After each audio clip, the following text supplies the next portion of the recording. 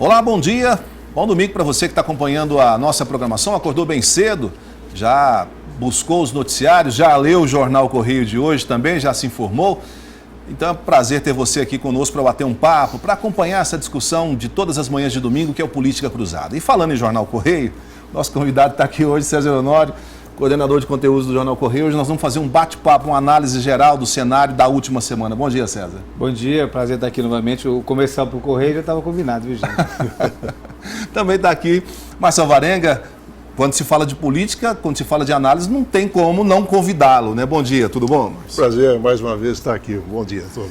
Para a gente começar o bate-papo, César, inclusive você escreveu sobre isso essa semana, né? A gente sabe que o prefeito Gilmar Machado decretou aí o estado de emergência, né? Para não dizer que é de calamidade pública, como se dizia antigamente, né? Estado de emergência na saúde, e que isso visa buscar uma saída para o problema da falta de leitos de UTI, já que os 30 leitos do Hospital de Clínicas da Universidade Federal de Uberlândia foram interditados para fazer uma limpeza, uma asepsia, uma desinfecção, se é que se pode tratar dessa forma, porque foi contaminado com uma superbactéria, a famosa KPC, né? Inclusive, alguns pacientes foram infectados com essa bactéria. Isso vai dar muito trabalho para o Hospital de Clínicas.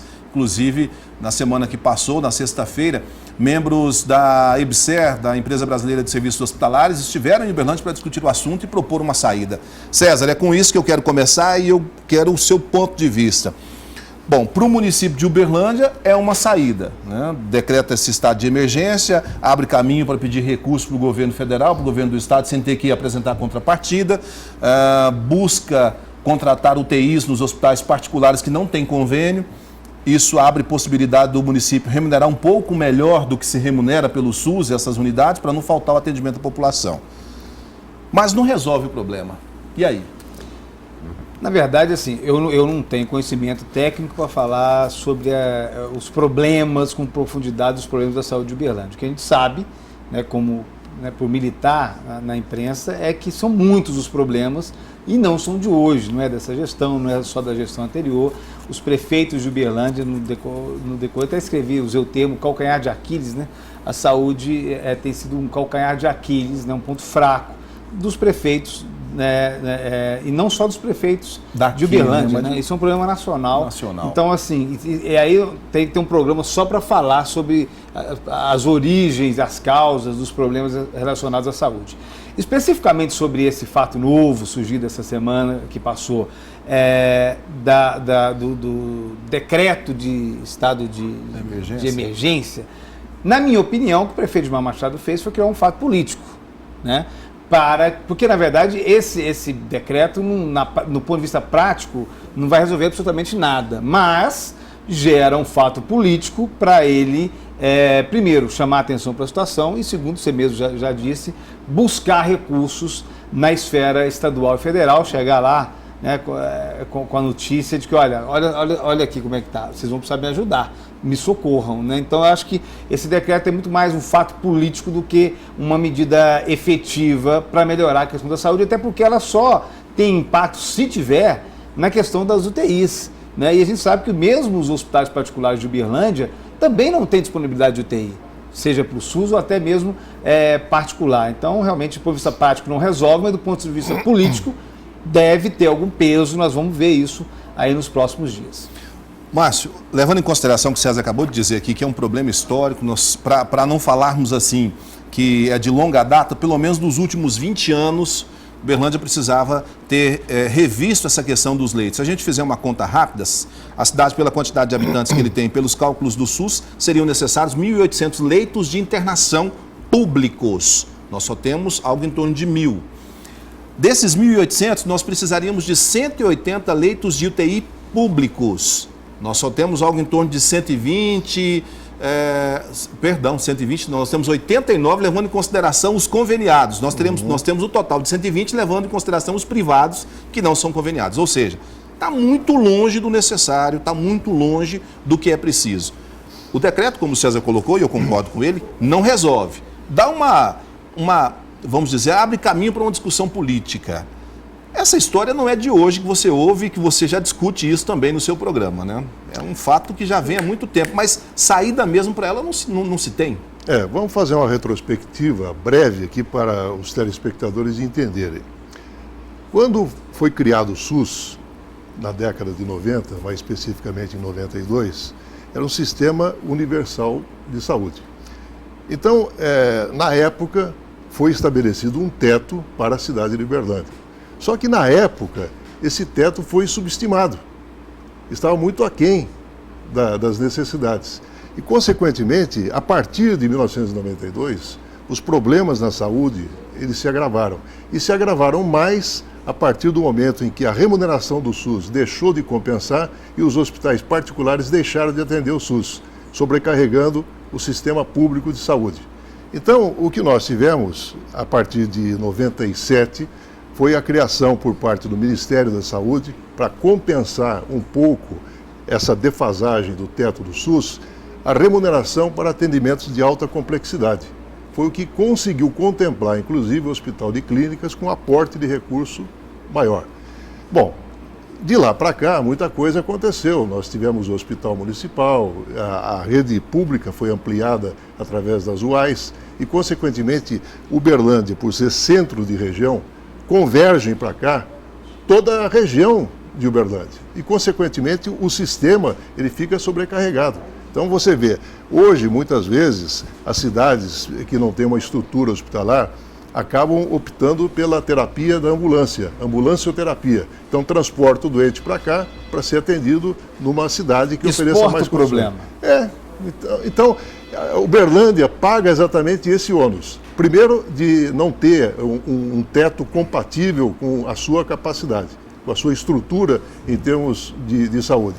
E segundo, por ser centro de região e ter uma sobrecarga através de uma população muito maior que a sua. Agora, para os dois, o prefeito disse que vai cortar recursos do HC porque o HC não consegue ceder leitos de UTI para o município. Então, o que ele pagaria para as UTIs, ele vai deixar de pagar para poder contratar nos hospitais particulares. O diretor do hospital disse que vai ser muito difícil tocar o hospital com a retirada desses recursos. Ou seja, o que já está difícil, o que já está ruim, tende a piorar ainda mais. Porque o HC também não vai conseguir atender a região. Ele é referência. Essa equação muito bem desenhada pelo Márcio reflete bem a realidade da saúde no Brasil. Porque isso que aconteceu em Uberlândia aconteceu em outros municípios. Né? Então, no popular, você que está nos assistindo aí, é um me engana que eu gosto. A Constituição Federal fala, olha, saúde e educação e transporte é direito de todos e dever do Estado. Na prática, você, eu, todos nós que sabemos que não é assim que funciona. Né? Na verdade, a boa parte da população paga particular porque não tem acesso ao serviço público. E agora, a maior parte, obviamente, ainda depende do serviço público, que não tem estrutura e, olha, não tem perspectiva para ter. Né? De vez em quando o governo vem com aquela conversa de criar imposto específico para destinação de recursos para a saúde, mas o grande problema é de gestão, na minha opinião. O problema é que gerencia-se mal esse recurso e é um buraco sem fundo, né? Eu disse isso também no meu comentário. Você pode enfiando dinheiro, mal gerenciado, desviado por meio de corrupção, por meio de incompetência, por meio de uma série de justificativas, é um buraco sem fundo. Todo tanto dinheiro que você colocar lá vai piorar a situação e não vai resolver. A situação está mais crítica ainda, porque tem um número que é local, mas tem uma referência nacional.